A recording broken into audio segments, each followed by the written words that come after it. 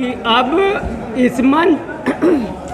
इस मंच पे एक ऐसे हस्ती का आगाज किया जा रहा है, उनको बुलाया जा रहा है जो बरसों से इस देश के सुप्रीम कोर्ट में अपना सर्विस देते हैं और इस देश की बहुजनों की लड़ाई लड़ते हैं। पिछले कुछ दिनों से, जी हाँ, मैं नाम ले रहा हूँ श्री भानु प्रताप जी का, एडवोकेट सुप्रीम कोर्ट के। पिछले कुछ दिनों से जब से इन्होंने देखा कि ईवीएम के माध्यम से कुछ ऐसी सरकारें जो बनाई जा रही है और वो इस बहुजनों की हक और अधिकार को मारने का काम कर रहा है, उसके लिए जो सबसे मुखर आवाज इस देश में आज है वो श्री भानु प्रताप जी का मैं अभिनंदन करता हूं। और इसके बाद मैं श्री रतन लाल जी जो प्रोफेसर हैं दिल्ली यूनिवर्सिटी के, मैं उनको बुलाऊंगा। पहले मैं अपने बड़े भाई श्री भानु प्रताप जी का स्वागत करता हूं।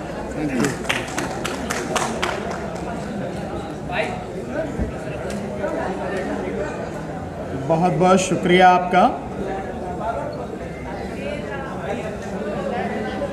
तथागत बुद्ध बाबा साहेब डॉक्टर भीमराव अंबेडकर जी, शाहू जी महाराज, मानव साहब काशीराम जी, राष्ट्रपिता ज्योतिबा फुले, माता सावित्रीबाई फुले, ईवी रामास्वामी नायकर पेरियार जी और इस देश में जन्मे सभी संतों और महापुरुषों के चरणों में कोटि कोटि नमन करते हुए आज इस प्रांगण में बैठे हुए सभी सम्मानित मेरे साथी, बुजुर्ग, नौजवान, माताएं, बहनें, आप सभी को मेरा जय भीम, आदाब, सत श्री अकाल, नमस्कार। साथियों,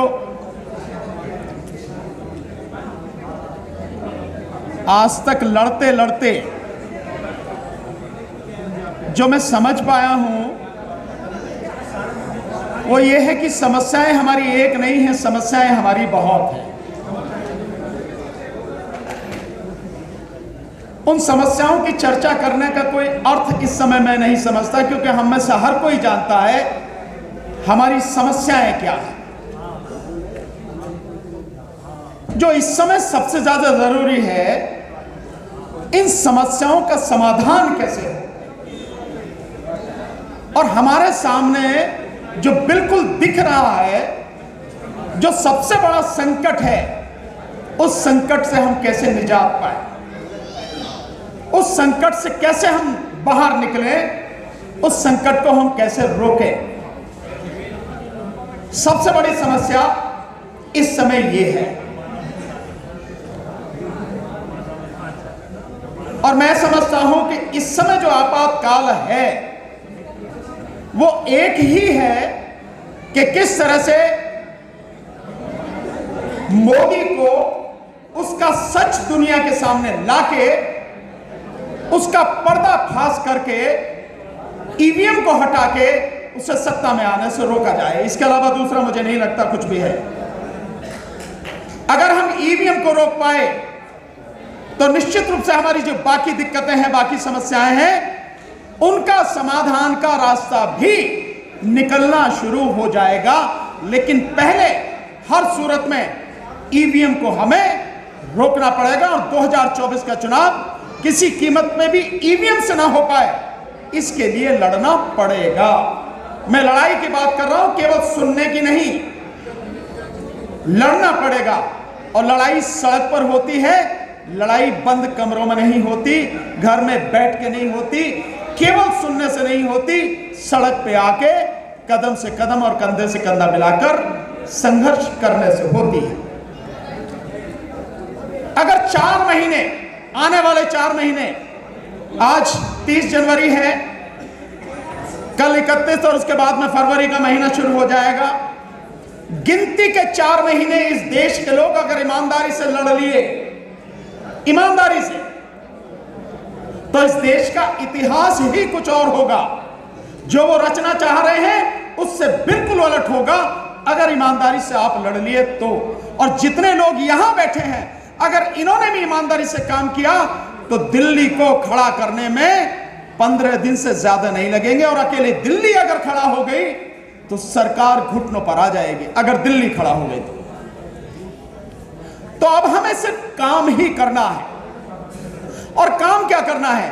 वो सच्चाई जो धीरे धीरे हम लोग बता रहे हैं, वो सच्चाई जो धीरे धीरे करके सामने आ रही है, वो सच्चाई कि इस देश में एक इंडिपेंडेंट इलेक्शन कमीशन हुआ करता था, वो आज की तारीख में इस देश के प्रधानमंत्री का गुलाम बन चुका है, उसकी जेब में रखा हुआ, पॉकेट में रखा हुआ सामान बन चुका है। उसको, उस रिश्ते को दुनिया के सामने बताना है। वो क्या है रिश्ता? हमने बाकायदा आरटीआई के माध्यम से खुलासा करके बताया कि सरकार और इलेक्शन कमीशन बिल्कुल एक हैं, कहीं भी अलग नहीं है। जबकि इस देश के संविधान ने अनुच्छेद 324 के तहत इस देश के लिए एक इंडिपेंडेंट, पूरी तरह से स्वतंत्र इलेक्शन कमीशन बनाया था और वो पूरी तरह से स्वतंत्र रहे, उस पर किसी का दबाव ना हो, कहीं से भी कोई उसको छेड़ ना सके, उसके लिए सारे संवैधानिक प्रावधान किए थे। लेकिन इस ईवीएम को लाकर, इस ईवीएम के माध्यम से जो कंपनियां मशीनें बना रही हैं, एक ECIL हैदराबाद यानी electronic corporation of India limited और दूसरी BEL भारत इलेक्ट्रॉनिक्स लिमिटेड, ये जो दोनों कंपनियां बना रही हैं, ये दोनों कंपनियां भारत सरकार की हैं। ये बाकायदा आरटीआई के माध्यम से हम लोगों ने खुलासा किया और आज एक और खुलासा किया है, बल्कि वो कई टीवी चैनल्स पर लगातार चल रहा है। और वो खुलासा ये है कि ये जो आपकी कंपनी है ना BEL भारत इलेक्ट्रॉनिक्स लिमिटेड, जो सॉफ्टवेयर डेवलपमेंट का काम कर रही है और सॉफ्टवेयर को और उस चिप को दोनों को असेंबल कर रही है, ये बीजेपी की एक तरह से संस्था है, बीजेपी की, भारत सरकार की नहीं। वो क्या है खुलासा कि जो BEL कंपनी है, इस BEL कंपनी में कुल 7 डायरेक्टर हैं और उन 7 डायरेक्टरों में से 4 बीजेपी के पदाधिकारी हैं। 4।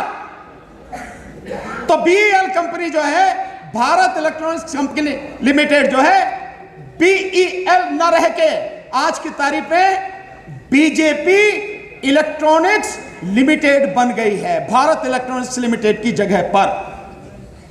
यानी कि जो कंपनी मशीन बना रही है, उसमें कौन व्यक्ति है? उसमें भारतीय जनता पार्टी के लोग हैं और 4 लोग हैं। मैं उनका नाम बताता हूं आपको कौन कौन है।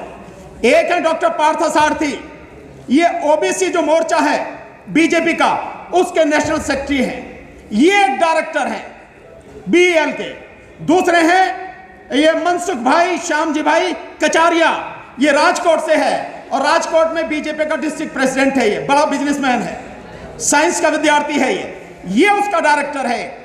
और तीसरा है शिवनाथ यादव, ये उपाध्यक्ष है उत्तर प्रदेश भारतीय जनता पार्टी का और बनारस का रहने वाला है ये व्यक्ति, ये भी उसका डायरेक्टर है। और चौथा है श्रीमती श्यामा सिंह, ये फॉर्मर वाइस प्रेसिडेंट रही है बिहार से बीजेपी की, ये भी डायरेक्टर है। यानी 7 में से 4 डायरेक्टर उस कंपनी के जो बिल्कुल अलग होनी चाहिए थी, उसमें ये बीजेपी के लोग हैं। और ये सारे वो लोग हैं जो सॉफ्टवेयर डेवलपमेंट का काम करते हैं और सॉफ्टवेयर और जो चिप है वो कैसे काम करेगी वो करते हैं। मोटे मोटे शब्दों में कहो कि किस पार्टी को, किस कैंडिडेट को कितनी वोट देनी है, कितनी नहीं देनी, किसको जिताना, किसको हराना, ये सारा वो काम ये कर रहे हैं।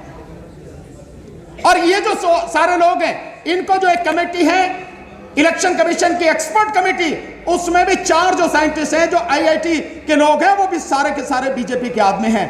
तो जो कंपनी EVM बना रही है, वीवीपैट बना रही है, वो पूरी तरह से बीजेपी के कब्जे में है। इससे बड़ा इस देश के लोगों के साथ धोखा क्या होगा और इससे बड़ा विश्वासघात क्या होगा। और तभी वो 56 इंची कहता है कि एक अकेला सब पर भारी, और तभी वो कहता है कि 400 पार 300 पार, क्योंकि बीजेपी के आदमी सारे वहां बैठे हैं। इस बात को मैं आप सबसे कहूंगा, सबको जाके बताओ कि इलेक्शन कमीशन ऑफ इंडिया आज की तारीख में इलेक्शन कमीशन ऑफ इंडिया नहीं है, वो इलेक्शन कमीशन ऑफ मोदी है और हर जगह उनके आदमी बैठे हैं। एक बार इस देश में अगर हम सब लोग कामयाब हो गए इस ईवीएम को रोकने में और बैलेट पेपर से चुनाव हो गया। 400 पार किया, मैं दावे के साथ कह रहा हूं मोदी अगर 40 भी पार कर जाए तो बता देना आप 40 पार नहीं कर पाए। लेकिन यह बात हम सबको, अपने परिवार के लोगों को, अपने रिश्तेदारों को, अपने मोहल्ले वालों को, अपने जितने भी समाज के लोग हैं और लोग हैं, उन सबको बताना है कि आज की तारीख में इलेक्शन कमीशन नहीं है। और इसीलिए इलेक्शन कमीशन, जब से हमने ईवीएम का मुद्दा उठाया और जंतर मंतर पर 6 तारीख को डेमोन्स्ट्रेशन करके दिखाया, उसके बाद से 40,000 वैन इलेक्शन कमीशन की घूम रही है अलग अलग जगह पे ईवीएम का प्रदर्शन करते हुए। और उन वैन पे क्या लिखा है? उन वैन पे लिखा है मोदी की गारंटी। वैन किसकी है? इलेक्शन कमीशन की। ईवीएम किसकी है? इलेक्शन कमीशन की। लेकिन मोदी की गारंटी, तो साफ है कि मोदी के ही हाथ में सब कुछ है, और जब सब कुछ उसके हाथ में, इसीलिए गारंटी वो दे रहा। ये हम सबकी जिम्मेदारी है, नहीं तो तुम्हारी आने वाली नस्लें नहीं बचेंगी, किसानों की फसलें नहीं बचेंगी। इसलिए ये सिर्फ 4 महीने हैं। इन 4 महीनों में जितनी मजबूती के साथ लड़ सकते हो लड़ो, लोगों को जगाओ, सड़क पर लेकर आओ, और चाहे जो भी कुछ हो जाए, मरना है तो शान से मरेंगे, लड़के मरेंगे, गीदड़ की मौत क्यों मरेंगे, घर में बैठ के क्यों मरेंगे, सड़क पर मरेंगे। यही हमें काम करना है। अगर ये कर पाए तो हम अपने बच्चों के सामने आंखें मिलाकर खड़े हो सकेंगे, अपने बच्चों का भविष्य बचा पाएंगे। अन्यथा बचेगा कुछ नहीं, कुछ भी। ये हम जातिगत जनगणना की बात करते हैं, मेरा बार बार ये रहा है, काहे को जरूरत है आपको इनसे कहने की कि तुम जातिगत जनगणना कराओ? अरे ईवीएम हटाओ, सत्ता में तुम खुद आओ, अपने आप जैसी चाहो जनगणना कर लेने, क्या दिक्कत है इसमें? जिस आरक्षण की बात कर रहे हो वो किसी कीमत पर आपको आरक्षण नहीं देंगे। ये निजीकरण, ये ठेका प्रथा, ये सब कुछ आरक्षण को खत्म करने का, हर वो ऑलमोस्ट इसे खत्म कर चुके हैं। कुछ नहीं मिलेगा। रोना धोना बंद करो, यूं हाथ रख के भीख मांगना बंद करो, शेर के पंजे की तरह बनाओ, और इनसे अपना हक, अपने बच्चों का हक छीन लो, तभी बात बनेगी। बहुत बहुत शुक्रिया। जय भीम, आदाब, सत श्री अकाल, नमस्कार। एक जोरदार तालियों से फिर से धन्यवाद कीजिए हमारे advocate supreme court Shri Bhanu Pratap ji का। और मैं इनकी बात को और मजबूती देते हुए इस देश के सारे बुजुर्गों से निवेदन करता हूं जो सरकारी नौकरियों में थे, कि कल से निकल जाओ अपने घर में और अपने बेटे भानु प्रताप की मदद करो, इनके पीछे निकल जाओ गलियों में, तभी तुम्हारे बच्चों के भविष्य बच पाएंगे। अब इस क्रम में